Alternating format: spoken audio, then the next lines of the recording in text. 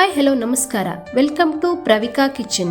ಇವತ್ತು ನಾವು ಬನಾನಾ ಪಾಪಡ್ ಅಥವಾ ಬಾಳೆಕಾಯಿ ಹಪ್ಪಳವನ್ನ ಮಾಡೋದನ್ನ ತಿಳ್ಕೊಳ್ಳೋಣ ಬನ್ನಿ. ಎರಡು ರೀತಿಯಾದಂತಹ ಬಾಳೆಕಾಯಿ ಹಪ್ಪಳವನ್ನ ಮಾಡೋದನ್ನ ನೋಡೋಣ. ಒಂದು ನಾರ್ಮಲ್ ಹಪ್ಪಳ, ಇನ್ನೊಂದು ಮಸಾಲಾ ಹಪ್ಪಳ. ಈ ಸಮ್ಮರ್ ಅಲ್ಲಿ ಎಲ್ಲರ ಮನೆಯಲ್ಲೂ ಹಪ್ಪಳವನ್ನ ಮಾಡೇ ಮಾಡ್ತೀವಿ. ಸೊ ನಾವು ಇವತ್ತು ಒಂದು ಈಸಿ ಹಾಗೂ ಟೇಸ್ಟಿ ಆದಂತಹ ರಾ ಬನಾನಾ ಪಾಪಡ್ ಮಾಡೋದನ್ನ ತಿಳ್ಕೊಳ್ಳೋಣ. ಇದಕ್ಕೆ ಫ್ರೆಶ್ ಆಗಿರುವಂತಹ ಬಾಳೆಗೊನೆನ ತಂದಿಟ್ಕೊಳ್ಳಿ. ಅದನ್ನ ಒಂದೊಂದಾಗಿ ಬಿಡಿಸ್ಬಿಟ್ಟು ಸಿಪ್ಪೆಗಳನ್ನ ತೆಗೆದ್ಬಿಟ್ಟು ನೀರಲ್ಲಿ ಹಾಕಿ ಚೆನ್ನಾಗಿ ತೊಳೆದಿಟ್ಕೊಳ್ಳಿ.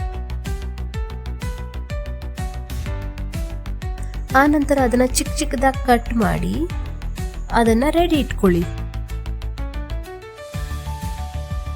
ಆಮೇಲೆ ಒಂದು ಕುಕ್ಕರ್ಗೆ ಹೆಚ್ಚಿಟ್ಕೊಂಡಿರುವಂತಹ ಬಾಳೆಕಾಯಿ ಪೀಸಸ್ ಅನ್ನ ಹಾಕ್ಬಿಟ್ಟು ಅದಕ್ಕೆ 1 ಗ್ಲಾಸ್ ಅಷ್ಟು ಮಜ್ಜಿಗೆಯನ್ನು ಹಾಕ್ಬಿಟ್ಟು ನಂತರ ಅದಕ್ಕೆ ಸ್ವಲ್ಪ ನೀರನ್ನು ಹಾಕ್ಬಿಟ್ಟು ಕುಕ್ಕರ್ ಮುಚ್ಚಳವನ್ನು ಹಾಕಿ ಚೆನ್ನಾಗಿ 4 to 5 ವಿಸಿಲ್ಸ್ನ ಹೊಡಿಸ್ಬಿಡಿ.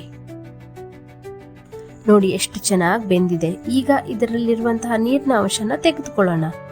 ಈಗ ಒಂದು ಮಿಕ್ಸಿ ಜಾರ್ಗೆ ಸ್ವಲ್ಪ ಬೇಯಿಸಿಟ್ಕೊಂಡಿರುವಂತಹ ಬಾಳೆಕಾಯಿ, ಸ್ವಲ್ಪ ಉಪ್ಪನ್ನು ಹಾಕ್ಬಿಟ್ಟು ಸ್ವಲ್ಪ ನೀರನ್ನು ಸೇರಿಸ್ಬಿಟ್ಟು ಚೆನ್ನಾಗಿ ದೋಸೆ ಹಿಟ್ಟಿನ ಹದಕ್ಕೆ ರುಬ್ಕೋಬೇಕು. ನಂತರ ರುಬ್ಬಿಟ್ಟಿರುವಂತಹ ಮಿಶ್ರಣವನ್ನ ಒಂದು ಪಾತ್ರೆಯಲ್ಲಿ ತೆಗೆದಿಟ್ಕೋತಾ ಇದ್ದೀನಿ.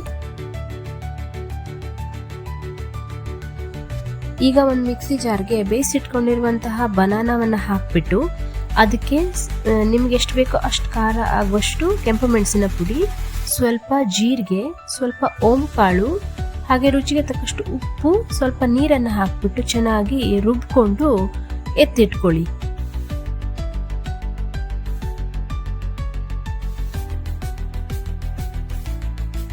ಹಾಗೇನೆ ಮಿಕ್ಕೆಲ್ಲ ಬನಾನಾಗಳನ್ನು ಚೆನ್ನಾಗಿ ಹೀಗೆ ರುಬ್ಕೊಂಡು ರೆಡಿ ಇಟ್ಕೊಳ್ಳಿ. ಆಮೇಲೆ ಸ್ವಲ್ಪ ಎಳ್ಳನ್ನು ಸೇರಿಸ್ಬಿಟ್ಟು ಚೆನ್ನಾಗಿ ಕೈಯಲ್ಲಿ ಮಿಕ್ಸ್ ಮಾಡ್ಕೊಳ್ಳಿ.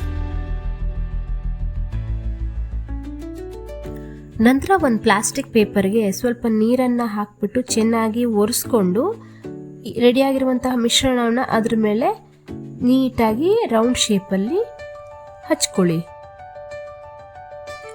ಆಮೇಲೆ ಅದನ್ನ ಬಿಸಿಲಲ್ಲಿ ಚೆನ್ನಾಗಿ ಒಣಗಿ ಹಾಕಿ. ಹಾಗೇನೆ ಮಸಾಲಾ ಪಾಪಡ್ ಹಿಟ್ಟನ್ನು ಕೂಡ ಇದೇ ರೀತಿಯಾಗಿ ಪ್ಲಾಸ್ಟಿಕ್ ಪೇಪರಲ್ಲಿ ನೀಟಾಗಿ ಹಚ್ಬಿಟ್ಟು ಬಿಸಿಲಲ್ಲಿ ಒಣಗಿ ಹಾಕೊಳ್ಳಿ.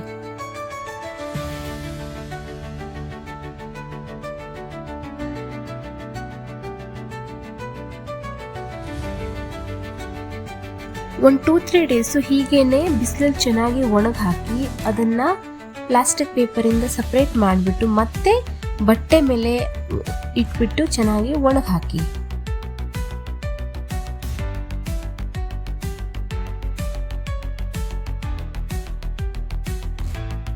ಈಗ ಪಾಪಡ್ಡು ರೆಡಿಯಾಗಿದೆ.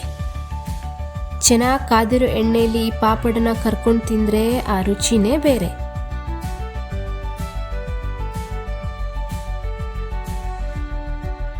ಈ ವಿಡಿಯೋ ಇಷ್ಟ ಆದರೆ ಲೈಕ್ ಮಾಡಿ, ಶೇರ್ ಮಾಡಿ, ಹಾಗೆ ನಮ್ಮ ಚಾನಲ್ನ ಸಬ್ಸ್ಕ್ರೈಬ್ ಮಾಡಿ.